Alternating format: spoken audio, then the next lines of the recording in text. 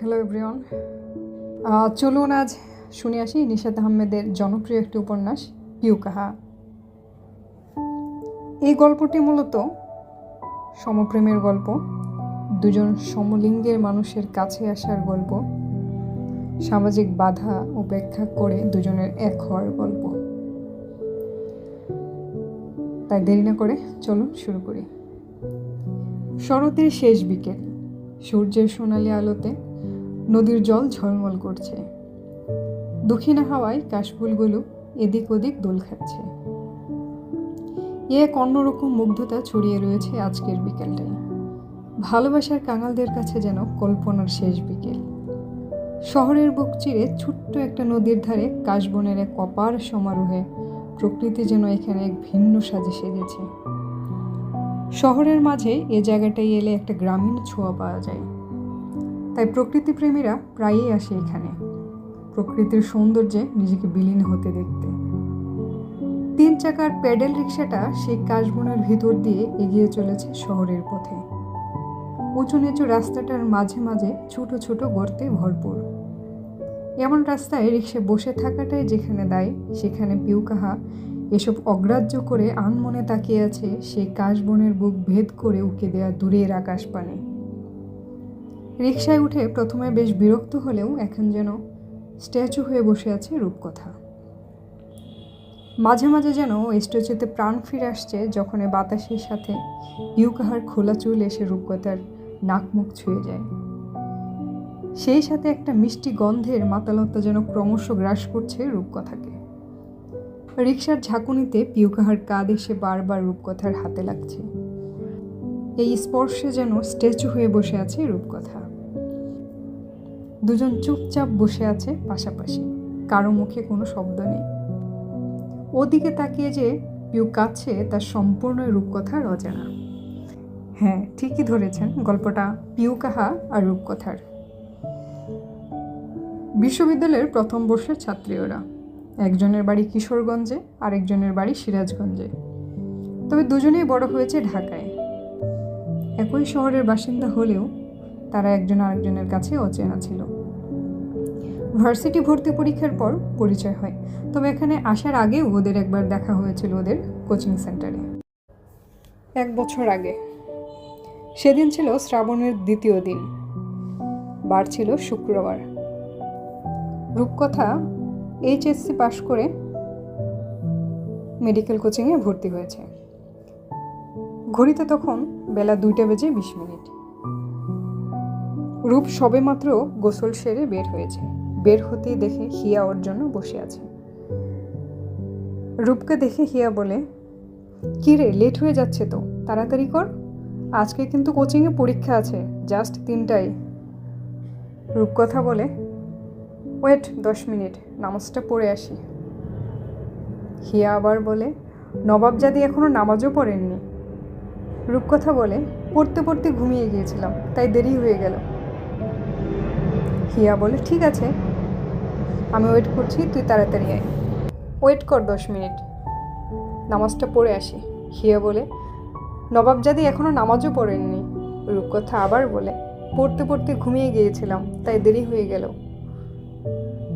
হিয়া বলে, ঠিক আছে, আমি ওয়েট করছি, তুই তাড়াতাড়ি আয়। রূপকথা নামাজটা সেরে রেডি হতে থাকে। এমন সময় ওর মা প্লেটে করে খাবার নিয়ে আসে। মা বলে, এত বড় মেয়ে হয়ে গেছে, এখনো আমি না খাইয়ে দিলে খায় না।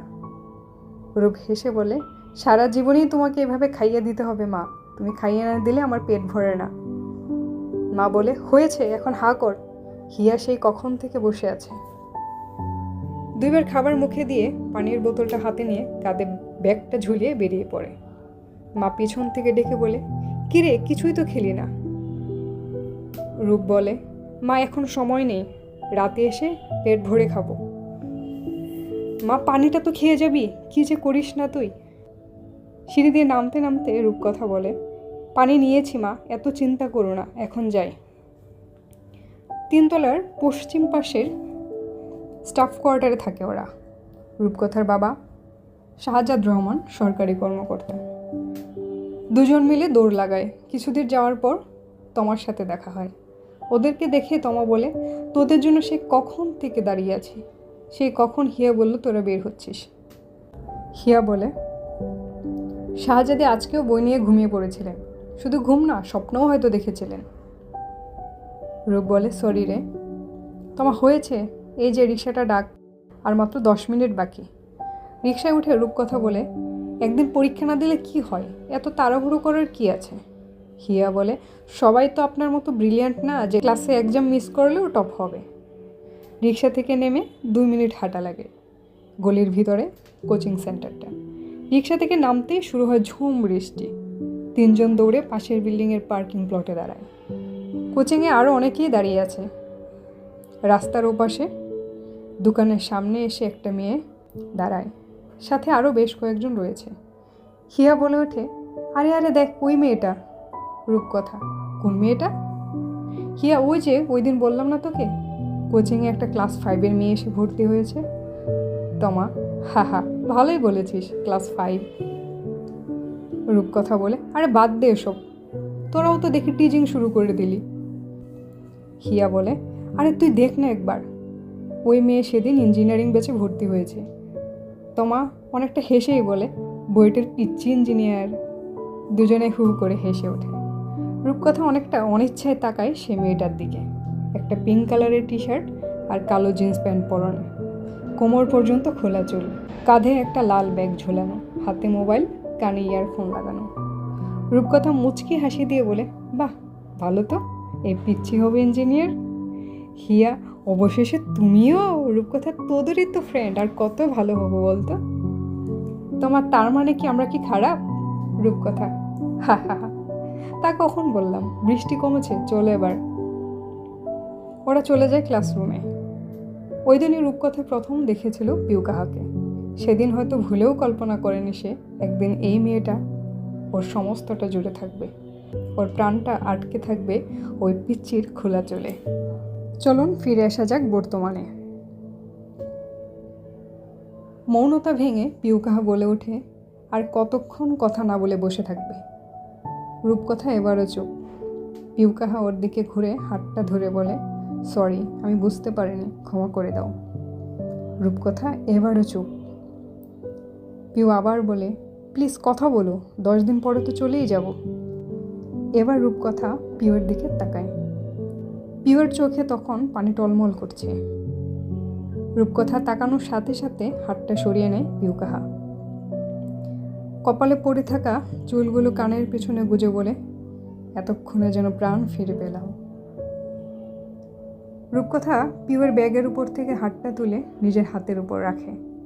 পিউয়ের হার্টবিটটা বেড়ে যায়। 6 মাস একসাথে এক বেডে থাকার পরও আজ প্রথম রূপকথা ওকে স্পর্শ করেছে। এবার দুজনে এক অন্যরকম ভালো লাগা নিয়ে ডুব দেয় প্রকৃতির অপরূপ সৌন্দর্যে। পরবর্তী পর্বের জন্য অবশ্যই কমেন্টে জানাবেন কেমন লেগেছে।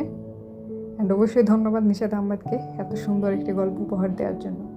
আপনারা চাইলে ওনার গল্পগুলো প্রতিলিপিতেও পড়তে পারেন।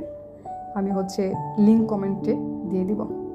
ভালো থাকবেন সবাই, পরবর্তী পর্বের অপেক্ষায় থাকেন।